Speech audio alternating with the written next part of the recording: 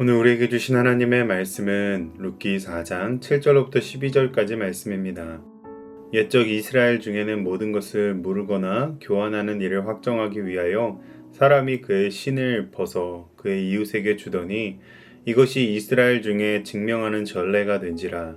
이에 그 기업 물을 자가 보아스에게 이르되 내가 너를 위하여 사라 하고 그의 신을 벗는지라. 보아스가 장로들과 모든 백성에게 이르되 내가 엘리멜렉과 기럯과 말론에게 있던 모든 것을 나오미의 손에서 산 이래 너희가 오늘 증인이 되었고 또 말론의 아내 모압 여인 룻을 사서 나의 아내로 맞이하고 그 죽은 자의 기업을 그의 이름으로 세워 그의 이름이 그의 형제 중과 그곳 성문에서 끊어지지 아니하게 하매 너희가 오늘 증인이 되었느니라 하니 성문에 있는 모든 백성과 장로들이 이르되 우리가 증인이 되나니 여호와께서 내 집에 들어가는 여인으로 이스라엘의 집을 세운 라헬과 레아 두 사람과 같게 하시고 내가 에브랏에서 유력하고 베들레헴에서 유명하게 하시기를 원하며 여호와께서 이 젊은 여자로 말미암아 내게 상속자를 주사 내 집이 다말이 유다에게 낳아준 베레스의 집과 같게 하시기를 원하노라 하니라.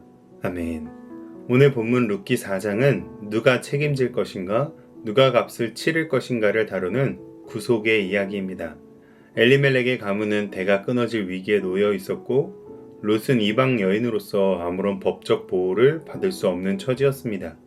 이 절박한 상황 속에서 반드시 필요한 존재가 바로 기업 물을 자, 곧 고엘입니다. 고엘은 값을 대신 지불하여 가족을 회복시키는 자입니다. 오늘 본문은 우리 앞에 두 종류의 인간을 선명하게 대비시키며 보여줍니다. 손해를 계산하며 뒤로 물러나는 사람과 손해를 감수하며 책임을 지는 사람. 그리고 우리는 이 두 모습을 대비하면서 결국 우리를 위해 십자가를 대신 지신 예수 그리스도를 만나게 됩니다. 오늘 이 말씀을 통하여 우리를 대속하시고 속량하신 예수님의 사랑을 더 깊이 묵상하는 이 시간이 되시기를 주님의 이름으로 축복합니다. 본문 7절로 8절에 한 사람이 등장합니다. 그는 법적으로 엘리멜렉의 기업을 물을 가장 우선적인 권리를 가진 사람입니다. 그러나 성경은 그의 이름을 기록하지 않았고 심지어 1절에서는 그를 아무개라고 기록했습니다. 이는 분명한 의도를 담은 것인데요. 처음에 그는 땅을 사겠다고 했었습니다. 그러나 룻과 결혼하여 죽은 자의 가문을 세워야 한다는 조건이 더해지자 그는 이렇게 말했습니다. 나는 내 기업에 손해가 있을까 하여 하지 못하겠노라. 이 짧은 고백 속에 인간의 본성이 담겨 있습니다. 유익이 있을 때에는 나아가고 희생이 요구될 때에는 물러서는 것, 이것이 죄로 물든 인간의 본능입니다. 그는 이제 신을 벗어서 보아스에게 그 책임을 넘기며 고엘의 권리를 포기합니다. 그 순간에 그의 이름도 역사에서 사라졌습니다. 성경은 이렇게 책임을 포기하고 희생을 회피하는 자의 이름을 남기지 않은 것입니다. 장면이 바뀌어 이제 보아스가 나섭니다. 그는 성문, 곧 공적인 공간에서 장로들과 백성들 앞에서 서서 선언합니다.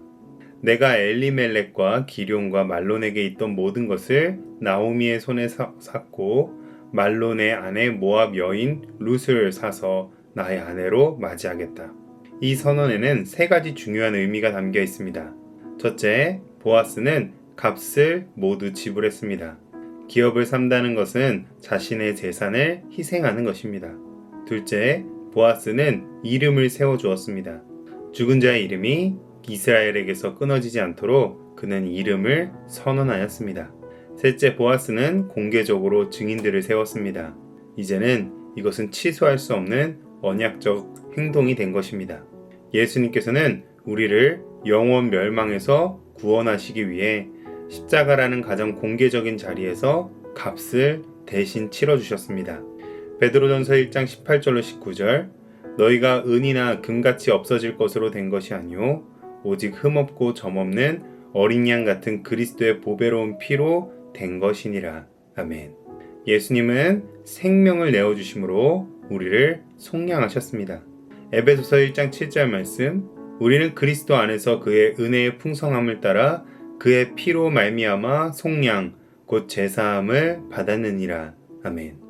보아스의 성문 회의의 선언은 바로 예수 그리스도의 십자가 속량을 가리키는 그림자인 것입니다. 보아스의 이런 결단 앞에 백성과 장로들이 축복을 선언합니다. 그 내용이 놀라운데요. 그들은 룻을 라헬과 레아에 비교합니다. 라헬과 레아는 이스라엘 12지파의 어머니들입니다. 모압 여인 룻이 이방 여인이 이제 이스라엘 역사의 한가운데로 들어오게 된 것입니다. 또 그들은 다말과 베레스를 언급했습니다.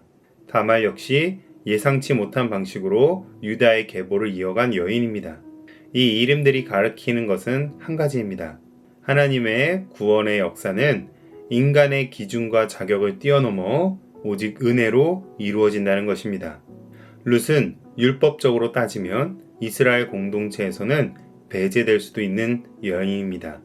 그러나 보아스의 결단으로 인해 그녀는 다윗의 증조모가 되었고 결국 마태복음 1장에서는 예수 그리스도의 족보에 그 이름이 기록됩니다. 이것이 바로 우리에게 주어진 복음입니다. 우리가 자격이 있어서가 아니라 예수님의 희생으로 말미암아 우리는 하나님의 가족으로 이름이 영원히 기억될 것입니다. 말씀을 맺겠습니다. 우리는 본래 책임질 자격도 없고 받아질 자격도 없는 죄인이었습니다. 그런 우리를 위해 예수님께서 친히 고엘이 되어주셔서 하늘의 모든 것을 버리시고 십자가로 속량하사 우리를 그의 신부로 맞이하셨습니다.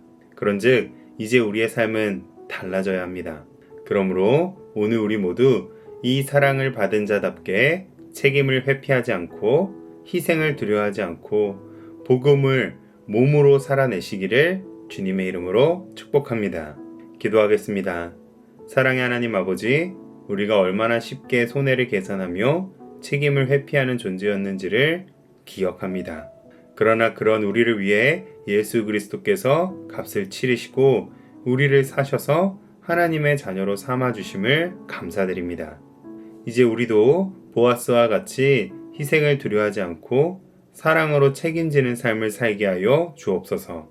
이제 우리의 삶을 통해 하나님의 구속의 은혜가 드러나게 하시고 또 다른 누군가를 살려내는 축복의 통로가 되게 하여 주옵소서.